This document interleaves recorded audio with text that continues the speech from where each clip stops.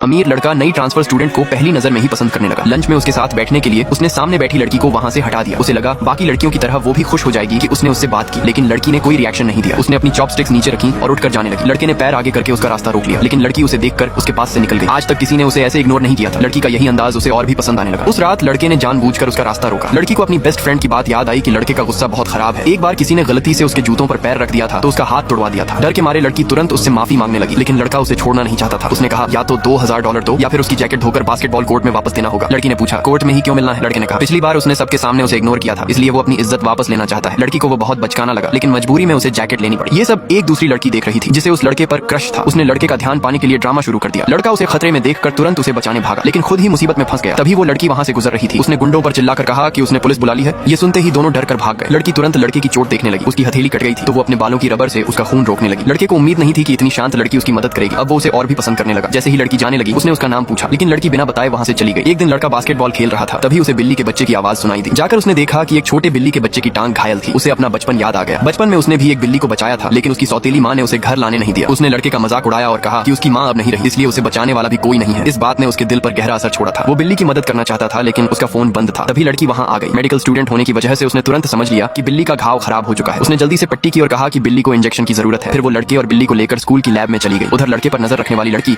ये सब देख चुकी थी। उसने तुरंत शिकायत कर दी कि कोई लैब में घुस गया है। थोड़ी देर बाद सिक्योरिटी गार्ड वहाँ पहुंच गए। लड़की ने तुरंत लड़के का हाथ पकड़ा और उसे टेबल के नीचे छिपा दिया। सिक्योरिटी ने चारों तरफ देखा, लेकिन किसी को नहीं मिला और वो वहाँ से चले गए। तभी अचानक तेज बिजली कड़की। आवाज सुनकर लड़की डर गई। लड़के को उस वक्त वो बहुत क्यूट लगी।